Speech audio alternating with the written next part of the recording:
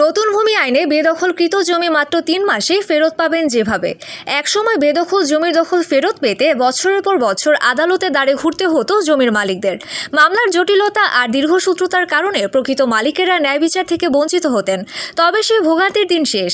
নতুন আইন ও বিধিমালার কারণে এখন মাত্র 3 মাসে ফেরত পাওয়া সম্ভব বেদখল জমির দখল। কোথায় ও কিভাবে করবেন মামলা? আপনার জমি যদি জোরপূর্বক দখল করে নেওয়া হয়, তবে আগে যেভাবে জজ কোর্টে মামলা করতে হতো, এখন আর সেই ঝামেলা নেই। সরাসরি এক্সিকিউটিভ ম্যাজিস্ট্রেটের কাছে মামলা দায়ের করলেই শুরু হবে প্রক্রিয়া, যা শেষ হবে সর্বোচ্চ 3 মাসের মধ্যে। 2023 সালের ভূমি অপরাধ প্রতিরোধ ও প্রতিকার আইন এবং 2024 সালের বিধিমালা অনুযায়ী এ পদক্ষেপ কার্যকর হচ্ছে। বিধিমালার 6 নম্বর ধারা অনুযায়ী অবৈধভাবে দখলচ্যুত ব্যক্তির আবেদন গ্রহণ ও নিষ্পত্তির নিয়ম স্পষ্ট করা হয়েছে।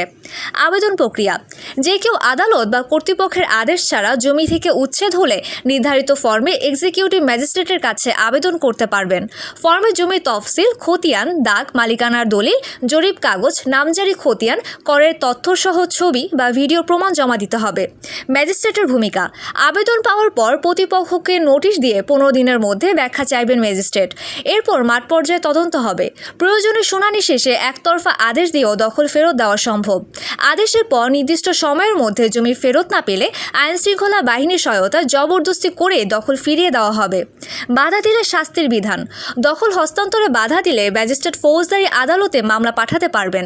প্রয়োজনে মোবাইল কোর্ট পরিচালনা করেও ব্যবস্থা নিতে পারবেন।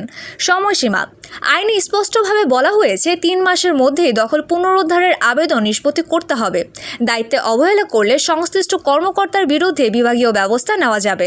তবে জমি সংক্রান্ত মামলা যদি ইতোমধ্যে দেওয়ানি আদালতে চলমান থাকে, সেই ক্ষেত্রে এক্সিকিউটিভ ম্যাজিস্ট্রেটের নিকট আবেদন করা যাবে না। আদালত চাইলে সে মামলা ম্যাজিস্ট্রেটের কাছে পাঠাতে পারেন।